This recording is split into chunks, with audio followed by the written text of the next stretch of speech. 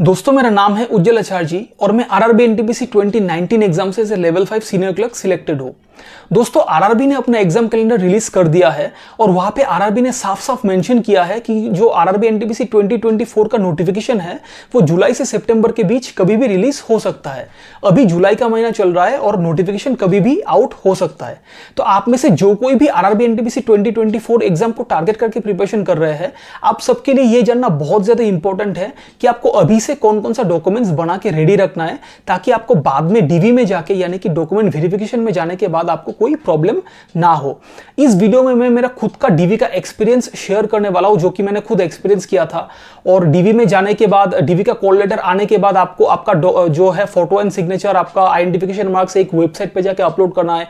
कौन सा वेबसाइट पे जाके आपको अपलोड करना है, अपलोड कैसे करना है, सब कुछ इस वीडियो में मैं डिस्कस करूंगा।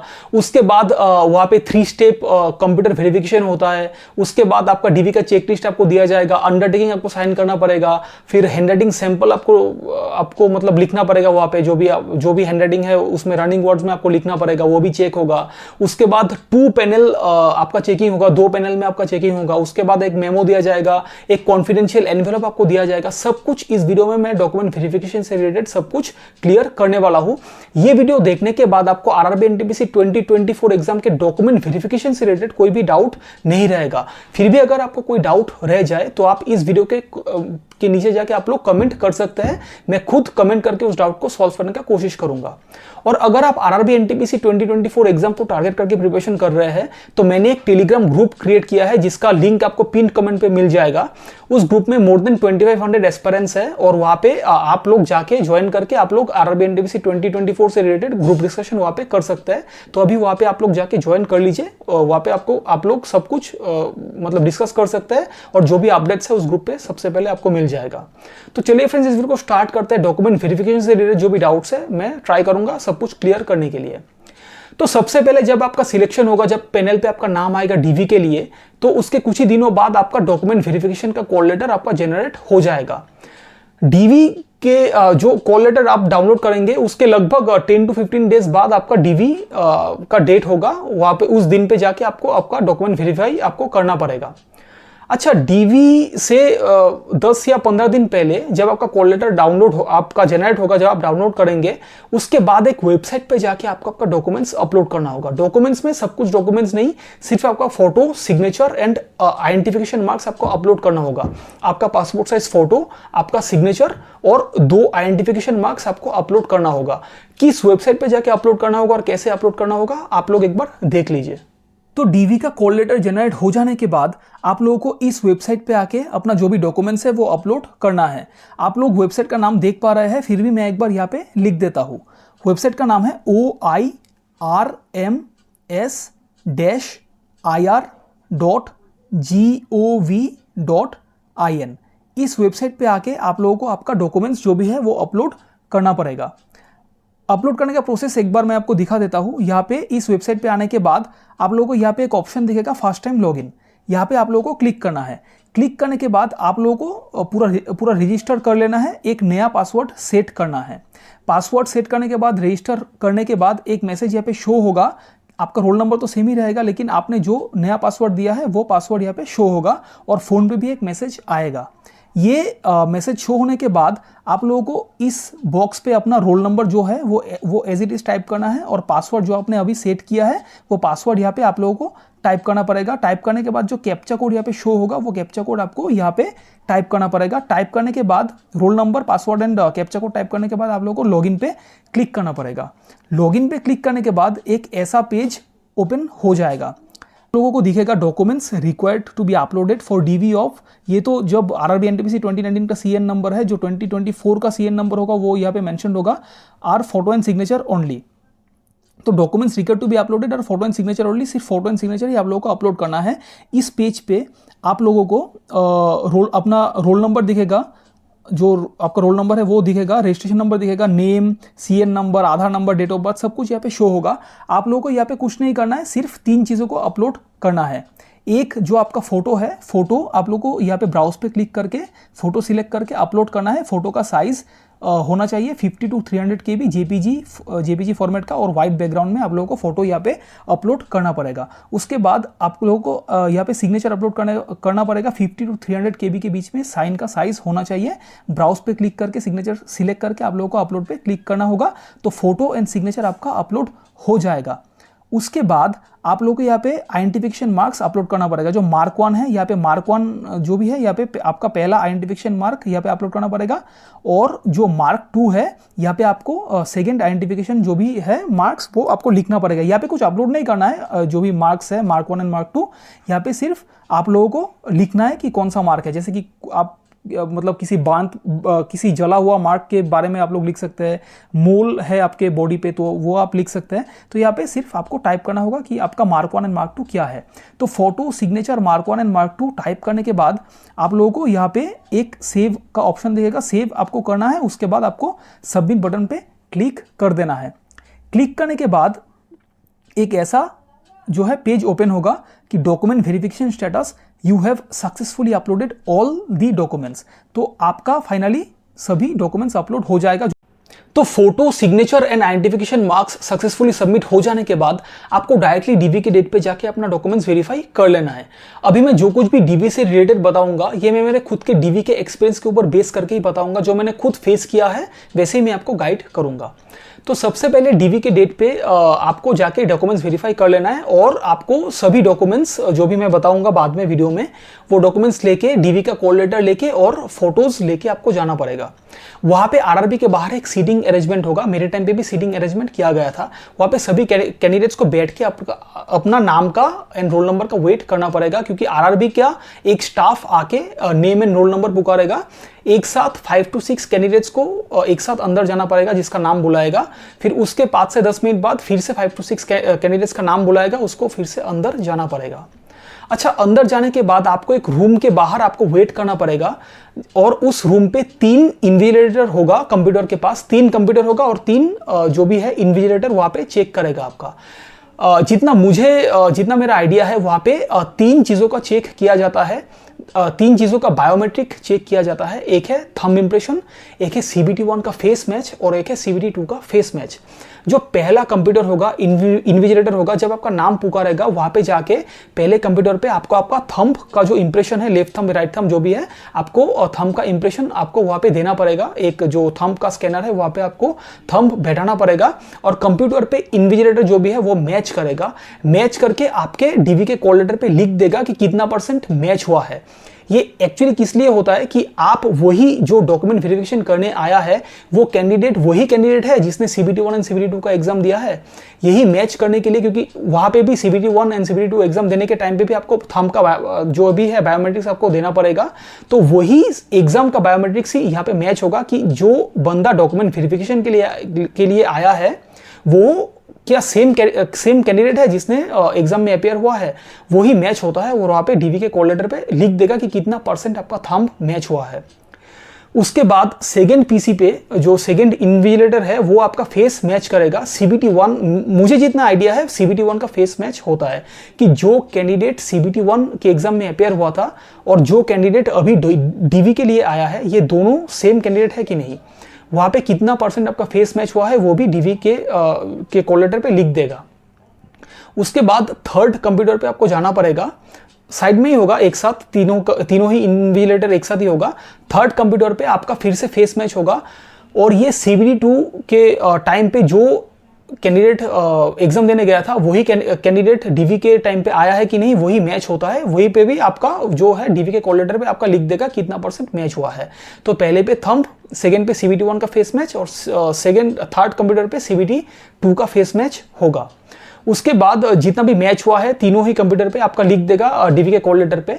वो कॉल लेटर लेके आपको फिर से एक और पैनल पे जाके वो कॉल लेटर दिखाना है, वहां से आपको रिलीज करेगा देखने के बाद, चेक करने के बाद।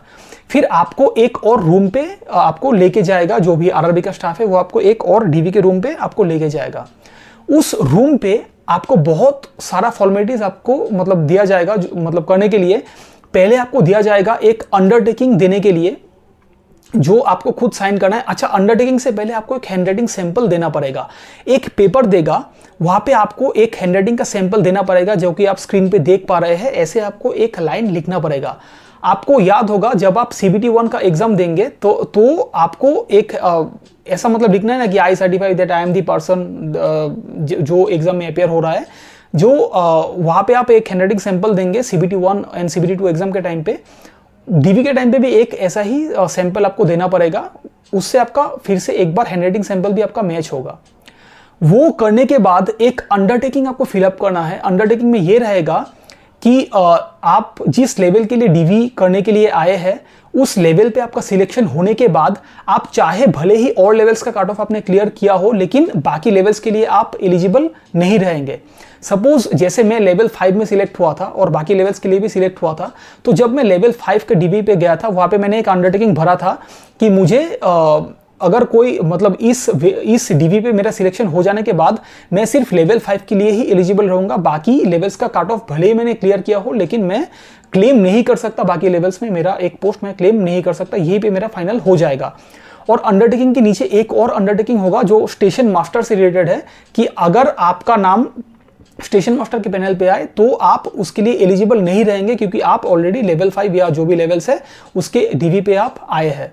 तो ये अंडरटेकिंग एक आपको फिलअप करना पड़ेगा। उसके बाद आपको एक DV का चेकलिस्ट दिया जाएगा और चेकलिस्ट पे आपको आपका फोटो आपका वहां पे पेस्ट करना पड़ेगा। फोटो पेस्ट करने के बाद आपको बोला जाएगा कि 2 सेट पे आपको जो भी डॉक्यूमेंट्स है वो आपको अरेंज करना है, 2 सेट पे। और कौन कौन सा डॉक्यूमेंट्स अरेंज करना है वो मैं आपको एक बार दिखा देता हूं, कौन कौन सा डॉक्यूमेंट्स सबसे ज्यादा इंपॉर्टेंट है DV के लिए। दोस्तों, मैंने यहाँ पे RRB NTPC 2019 का जो ऑफिशियल नोटिफिकेशन है वो ओपन कर लिया है।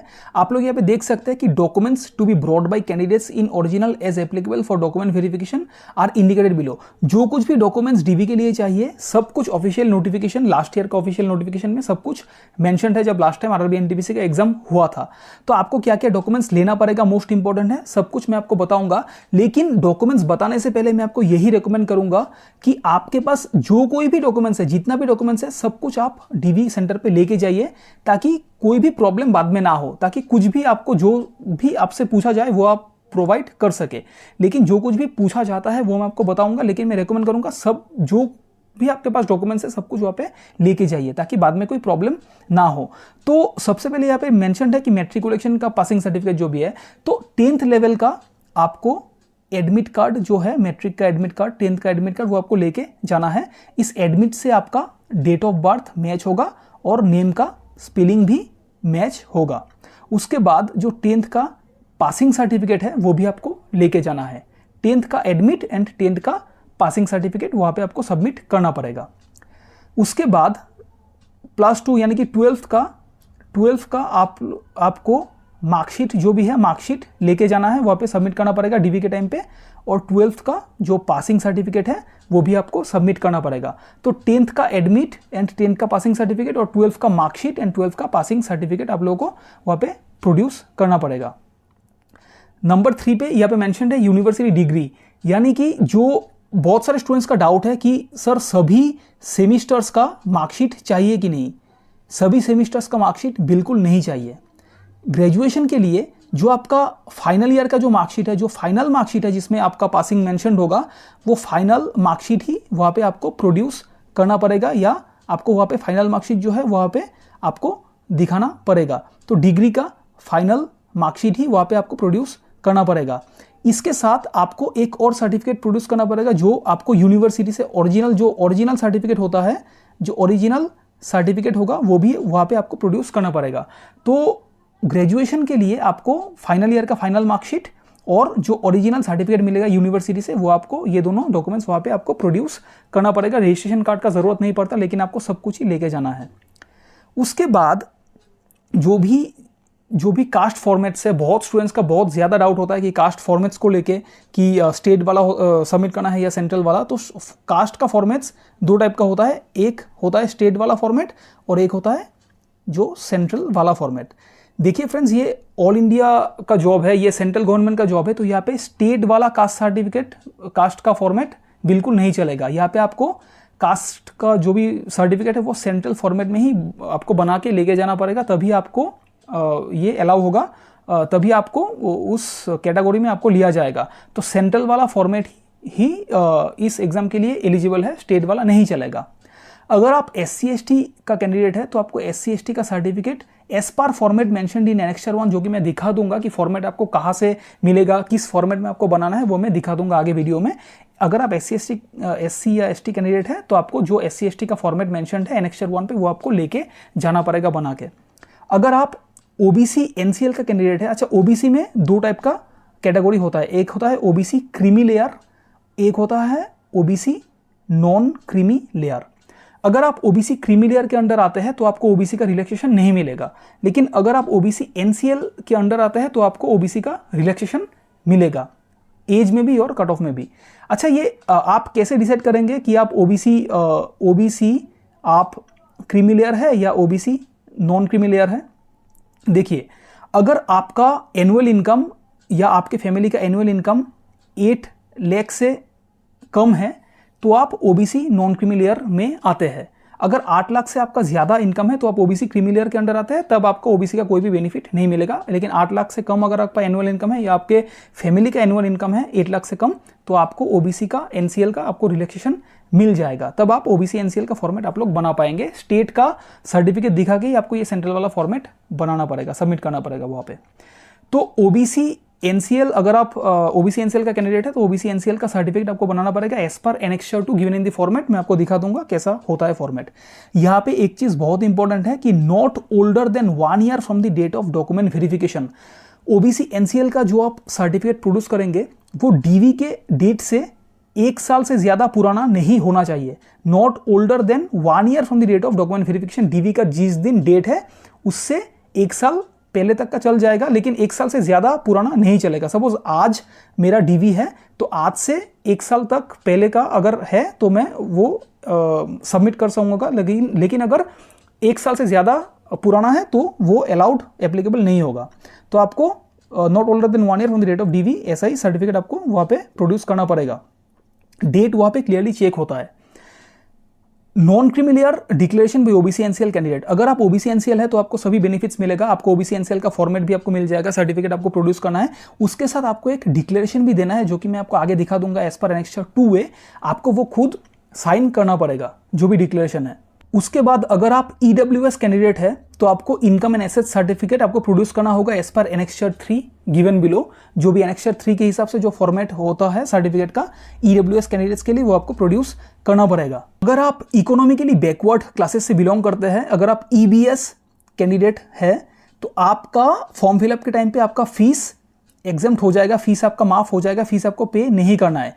लेकिन ये वाला जो है इकोनॉमिकली बैकवर्ड क्लासेस का जो इनकम सर्टिफिकेट है for waiving examination fee as per annexure 3A, वो आपको DV के टाइम पे सबमिट करना पड़ेगा। माइनॉरिटी कम्युनिटी से बिलोंग करते हैं तो आपको minority community declaration on non judicial stamp paper as per annexure 4 भी ये सबमिट करना पड़ेगा। अगर आप एक्स सर्विसमैन है तो ओरिजिनल डिस्चार्ज सर्टिफिकेट आपको सबमिट करना पड़ेगा। PWBD कैंडिडेट है तो आपको ये जो भी एनेक्सर्स में फॉर्मेट्स दिया गया है वो सब कुछ आपको सबमिट करना पड़ेगा। अगर आप एक्स सर्विसमैन है तो सेल्फ डिक्लेरेशन भी आपको देना पड़ेगा। NOC फॉर सर्विंग एम्प्लॉइज, जो भी यहाँ पे सर्विंग एम्प्लॉइज है जो गवर्नमेंट के अंदर काम करते हैं with date of appointment from current employer, जो भी NOC है सब कुछ आपको सबमिट करना पड़ेगा। मतलब जिसके लिए जो एप्लीकेबल है सबको वही सबमिट करना पड़ेगा। NOC for serving defence personnel अगर कोई है तो सबमिट करना पड़ेगा। नंबर 15 वाला पॉइंट बहुत ज़्यादा इंपॉर्टेंट है, गैजेट नोटिफिकेशन एंड और any legal document in case of formal change of name as mention in para. अगर फॉर्म फिलअप के टाइम पे कोई भी आपसे गलती हो जाता है तो आपको फॉर्म फिलअप का अगर विंडो दिया जाता है, फॉर्म मॉडिफिकेशन का विंडो, तो अब आपको वो करेक्ट कर लेना है। लेकिन अगर फॉर्म मॉडिफिकेशन का विंडो नहीं दिया जाता है और अगर दिया भी गया है तब भी अगर आपका गलत ये जो नेम है आपका अगर गलती हो गया है नेम टाइप करने में फॉर्म फिलअप के टाइम पे, तो आपको DV के टाइम पे एक एफिडेविट बना के लेके जाना है, तब आपको कोई भी प्रॉब्लम नहीं होगा। अगर नाम गलती से गलत आपने लिख दिया फॉर्म फिलअप के टाइम पे तो DV के टाइम पे एक एफिडेविट आपको बना के लेके जाने से, सबमिट कर देने से कोई भी प्रॉब्लम नहीं होगा, ये बिल्कुल याद रखिएगा। उसके बाद अगर ऑनलाइन फॉर्म फिलअप के टाइम पे अगर आपने ऑफलाइन पेमेंट चूज किया, अगर आपने ऑनलाइन पेमेंट ना करके ऑफलाइन पेमेंट आपने किया तो आपको रिसिप्ट ऑफ ऑफलाइन पेमेंट जो भी है SBI branch page in slip जो भी है या पोस्ट ऑफिस से जो भी है, आपको ये ऑफलाइन वाला पेमेंट का रिसिप्ट आपको लेके जाना है डीवी के टाइम पे। ये भी आपको शो करना पड़ेगा अगर आप ऑफलाइन पेमेंट करते हैं तो फॉर्म फिलअप के टाइम पे। ट्रांसजेंडर कैंडिडेट्स को सेल्फ सर्टिफिकेशन लेके जाना पड़ेगा। बाकी जो भी है जिसके लिए जो एलिजिबल है वो सबको लेके जाना पड़ेगा। अभी मैं आप सबको फॉर्मेट्स दिखा देता हूँ कि कैसा फॉर्मेट्स होता है, जो भी कास्ट का फॉर्मेट्स है या जो कुछ भी फॉर्मेट्स है सब कुछ कैसा होता है वो आप लोगों को एक बार मैं दिखा देता हूँ। यहाँ पे आप लोग क्लियरली देख सकते हैं कि form of caste certificate for SC and ST, तो जो भी ऑफिशियल नोटिफिकेशन है वहीं पे जो सभी फॉर्मेट्स है वो मेंशन होता है। यहाँ पे आप लोग देख सकते हैं कि form of caste certificate for SC and ST candidates को ये वाला फॉर्मेट, ये जो होता है एज पर एनेक्सर 1, ये ही सेंट्रल वाला फॉर्मेट होता है। बहुत लोगों को डाउट होता है कि सर स्टेट वाला फॉर्मेट है चल जाएगा कि नहीं। स्टेट वाला जो फॉर्मेट है वो बिल्कुल नहीं चलेगा। यहाँ पे सिर्फ सेंट्रल वाला फॉर्मेट यानी कि ये वाला फॉर्मेट ही आपको लेके जाना पड़ेगा। एससी एसटी ओबीसी जो भी है सबके लिए ये सेंट्रल वाला फॉर्मेट ही एप्लीकेबल है। तो अगर आप एससी एसटी का कैंडिडेट है तो ये वाला फॉर्मेट आपको बना के लेके जाना पड़ेगा। तो ये format for SC and ST candidates आपको ऑफिशियल नोटिफिकेशन से मिल जाएगा। आरआरबी एनटीपीसी 2019 के ऑफिशियल नोटिफिकेशन से आपको ये मिल जाएगा। अगर आप ओबीसी कैंडिडेट है तो ये वाला फॉर्मेट आपको सबमिट करना पड़ेगा। Form of certificate to be produced by other backward classes applying for appointment to the post under the government of India. अगर आप ओबीसी एनसीएल का कैंडिडेट है तो आपको ये वाला सेंट्रल वाला फॉर्मेट आपको बना के सबमिट करना पड़ेगा। यहाँ पे डिस्ट्रिक्ट मजिस्ट्रेट का साइन एंड स्टैम्प आपको दे के वहाँ पे सबमिट करना पड़ेगा। फिर ओबीसी कैंडिडेट्स के लिए एक सेल्फ डिक्लेरेशन का फॉर्म भी आता है। यहाँ पे आपको अपना नाम लिखना पड़ेगा, आपका जो भी है गार्जियन का name, father's name, district, state सब कुछ ये, और यहाँ पे आप जो आपका कम्युनिटी होता है, कास्ट होता है वो आपको यहाँ पे मेंशन करना पड़ेगा। मेंशन करने के बाद यहाँ पे आपको प्लेस डेट लिख के जो भी है signature of candidate, name of candidate सब कुछ यहाँ पे लिख के आपको सबमिट करना पड़ेगा। ये ओबीसी के लिए ये सेल्फ डिक्लेरेशन का फॉर्मेट है। तो ओबीसी के लिए दो फॉर्मेट है, एक है नॉन क्रिमिनल का फॉर्मेट सेंट्रल वाला और एक है सेल्फ डिक्लेरेशन फॉर्मेट। अब ये वाला जो फॉर्मेट है as per annexure 3 economically weaker section, अगर आप ईडब्ल्यूएस कैंडिडेट है तो आपको ये वाला फॉर्मेट बना के लेके जाना पड़ेगा। ये आप एक बार देख लीजिए, ये वाला आपको बना के फिलअप करके लेके जाना पड़ेगा, सबमिट करना पड़ेगा। अगर आप ईबीसी कैंडिडेट है तो आपको ये वाला फॉर्मेट बना के लेके जाना पड़ेगा। अगर आप एग्जाम फीस के लिए आप रिलैक्सेशन चाहते हैं तो इकोनॉमिकली बैकवर्ड क्लास वाला ईबीसी वाला फॉर्मेट आपको सबमिट करना पड़ेगा, ये वाला फॉर्मेट। और आप ईबीसी तभी कंसीडर किए जाएंगे अगर आपका फैमिली इनकम साल में 50,000 से कम है। अगर 50,000 से 1 रुपये भी ज़्यादा है तो आप एलिजिबल नहीं होंगे, क्योंकि यहाँ पे क्लियरली मेंशन्ड है कि economically backward classes will mean the candidates whose family income is less than 50,000 per annum. 50,000 से कम है साल में तो ही आप ईबीसी के लिए एलिजिबल होंगे। उसके बाद जो ईबीसी कैंडिडेट है for waiver of examination fees, जो भी है माइनॉरिटी कैंडिडेट जो भी है, अगर आपने एग्जामिनेशन फीस के लिए अगर आपने रिलैक्सेशन लिया है तो ये वाला फॉर्मेट आपको सबमिट करना पड़ेगा। Proforma for waiver of examination fees to be submitted by जो भी माइनॉरिटी कैंडिडेट्स है उनको ये वाला जो डिक्लेरेशन है वो सबमिट करना पड़ेगा। उसके बाद अगर आप पीडब्ल्यूबीडी कैंडिडेट्स है तो आपको ये डिसेबिलिटी वाला फॉर्मेट आपको सबमिट करना पड़ेगा। आपका कितना परसेंटेज आपका डिसेबिलिटी है सब कुछ यहाँ पे जो भी है फिलअप करके आपको सबमिट करना पड़ेगा। सर्टिफिकेट ऑफ डिसेबिलिटी ये वाला फॉर्मेट है, इसको आप लोग एक बार देख लीजिए ऑफिशियल नोटिफिकेशन से ये आपको फॉर्मेट मिल जाएगा। ये भी है सर्टिफिकेट ऑफ डिसेबिलिटी फॉर्म 6, ये आप देख लीजिएगा। अगर आप डिसेबल्ड है तो ये वाला फॉर्मेट आपको फिलअप करके देना पड़ेगा। ये फॉर्म 7 है, ये भी सर्टिफिकेट ऑफ डिसेबिलिटी है। आप लोग इसको देख के एक बार फिलअप कीजिएगा अगर आप डिसेबल कैंडिडेट्स है तो। और अगर आप स्क्राइब यूज़ करते हैं एग्ज़ाम के टाइम पे तो आपको ये वाला फॉर्मेट फिलअप करना पड़ेगा और ये भी सबमिट करना पड़ेगा। उसके बाद certificate for typing skill test examination for person with benchmark disability, अगर आप पीडब्ल्यूबीडी कैंडिडेट है तो आपको टाइपिंग टेस्ट के लिए, क्योंकि जो भी लेवल्स में टाइपिंग टेस्ट होता है सभी लेवल्स में अगर आपको टाइपिंग टेस्ट, अगर आप पीडब्ल्यूबीडी कैंडिडेट है तो आपको टाइपिंग टेस्ट में एग्जाम्पशन मिलेगा। आपको टाइपिंग टेस्ट नहीं देना है, विदाउट टाइपिंग टेस्ट ही आप इस पोस्ट के लिए कंसीडर किए जाएंगे। ठीक है, तो पीडब्ल्यूबीडी कैंडिडेट्स अगर आप हैं तो आपको टाइपिंग स्किल एग्जाम्पशन होगा और ये वाला फॉर्मेट आपको फिलअप करके लेके जाना पड़ेगा। उसके बाद ये वाला जो फॉर्मेट है एज पर एनेक्सर 6 ये बहुत इंपॉर्टेंट है। किसके लिए? जो भी स्टेशन मास्टर बनेंगे। सभी स्टेशन मास्टर का जो भी एस्पिरेंट्स है, स्टेशन मास्टर के लिए ये वाला जो फॉर्मेट है वो बहुत ज़्यादा इंपॉर्टेंट है। ये आपको बनाना है। फिर proforma for medical certificate to be obtain from an eye specialist by candidates applying for the post of station master and traffic assistant. Station master और ट्रैफिक असिस्टेंट एक और पोस्ट होता है जिसके लिए ये फॉर्मेट भी आपको फिलअप करना पड़ेगा। ये आपका जो भी डिस्टेंट विजन है, नियर विजन है, कलर विजन है, सब कुछ आपको यहाँ पे फिलअप करके लेके जाना पड़ेगा। आई स्पेशलिस्ट का यहाँ पे सिग्नेचर भी होगा। आप लोग यहाँ पे देख सकते हैं signature of the eye specialist, name होगा, रजिस्ट्रेशन नंबर होगा, सब कुछ फिलअप करके आपको लेके जाना पड़ेगा। और ये एक्स सर्विसमैन का डिक्लेरेशन है। जो भी एक्स सर्विसमैन है इसको एक बार देख लीजिएगा। मैंने सब कुछ आपको बता दिया है, लेकिन मैं फिर भी एक बार आपको रेकमेंड कर रहा हूँ कि आपके पास जो कुछ भी डॉक्यूमेंट्स है सब कुछ आपको लेके जाना है ताकि कुछ भी मिस ना हो जाए। तो सभी डॉक्यूमेंट्स को 2 सेट में अरेंज करने के बाद आपको डीवी का वो चेकलिस्ट, उसके बाद हैंडराइटिंग सैंपल, उसके बाद अंडरटेकिंग जो आपने फिलअप किया है, और आपको 2 सेट में जो आपका डॉक्यूमेंट्स का जेरोक्स आपने अरेंज किया है वो 2 सेट लेके और ओरिजिनल डॉक्यूमेंट्स भी लेके आपको 2 पैनल पे आपका चेकिंग होगा। जो पहला पैनल है, पहला पैनल पे आपको जाना पड़ेगा। उस पैनल पे आपका बहुत बढ़िया से चेक होगा, बहुत डिटेल में चेक होगा। आपका डीवी का चेक लिस्ट वो लोग ही येस नो ऐसे करते जाएंगे और आपको सभी ओरिजिनल डॉक्यूमेंट्स आपको दिखाना पड़ेगा। वो 2 सेट में जो भी आपने जेरोक्स आपने दिया है सबका ओरिजिनल आपको दिखाना पड़ेगा। वहां पे वो लोग ओरिजिनल को देख के जेरोक्स को मैच करके वो लोग उस डीवी के चेक लिस्ट पे टिक करेंगे और हैंडराइटिंग सैंपल एंड अंडरटेकिंग का सैंपल वो लोग रख लेंगे वहां पे। उसके बाद सब कुछ चेक हो जाने के बाद अगर सब कुछ ठीक रहा तो आपको सेकंड एंड मतलब फुल एंड फाइनल जो भी सेकंड वाला पैनल है वो वहां पे आपको भेज दिया जाएगा। सेकंड वाले पैनल पे आपका फिर से जो भी है आपका फिर से एक बार चेक होगा, जो भी ओरिजिनल्स है जो भी है, मतलब 2 स्टेप पे आपका चेकिंग होगा। पहला वाला पैनल पे भी बहुत डिटेल में चेक होगा, उसके बाद सेकंड पैनल में भी बहुत डिटेल में चेक होगा। सेकंड पैनल में भी अगर आपका सब कुछ सही रहा तो आपको क्लियरेंस दे दिया जाएगा, आपका डीवी कंप्लीट हो जाएगा। उसके बाद आपको वेट करना है कि आपको एक मेमो आपको भरना पड़ेगा। अच्छा, आपका भले ही पहले भी हो जाए लेकिन आपको शाम तक वेट करना पड़ेगा, जैसे कि मुझे भी शाम तक वेट करना पड़ा था।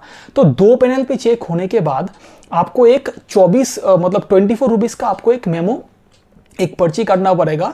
24 रुपये आपको 24 रुपीज आपको पे करना पड़ेगा मेडिकल टेस्ट के लिए, क्योंकि डीवी के अगले ही दिन आपका मेडिकल टेस्ट होगा। तो आपको एक 24 रुपीज का एक जो है मेमो आपको काटना पड़ेगा। 24 रुपीज देने के बाद वो लोग जो आरआरबी का जो भी मतलब स्टाफ्स है एक आपको कॉन्फिडेंशियल सील्ड एनवेलप आपको देगा। वो सील्ड एनवेलप आपको कभी भी नहीं खोलना है, क्योंकि वहां पे क्लियरली मेंशन्ड होगा, ये आप लोग स्क्रीन पे देख पा रहे हैं कि open by the addressee only. तो ये अंदर जिसको एड्रेस किया है वही इसको खोल सकते हैं। अगर आप एनवेलप का आपको खोलना नहीं है, ये सिर्फ वही खोलेगा जिसको एड्रेस किया गया है, और खोलने के बाद ही वो मतलब चेक कर पाएगा कि वहां पे क्या लिखा है। तो ये एनवेलप को लेने के बाद आपको डायरेक्टली अगले दिन आपको डीवी पे आपको जो भी है मेडिकल पे आपको जाना है। वहाँ पे क्लियरली मेंशन होगा कि आपको खाली पेट पे जाना है, जो भी है सब कुछ वहाँ पे मेंशन होगा। तो ये है पूरा डीवी का जो भी है सब कुछ मैंने आपको क्लियरली बता दिया है। फिर भी आपको डॉक्यूमेंट वेरिफिकेशन से रिलेटेड अगर कुछ भी डाउट है तो आप बिल्कुल कमेंट कर सकते हैं, मैं खुद रिप्लाई करूँगा, आपका डाउट सॉल्व करने का कोशिश करूँगा। Thank you so much friends.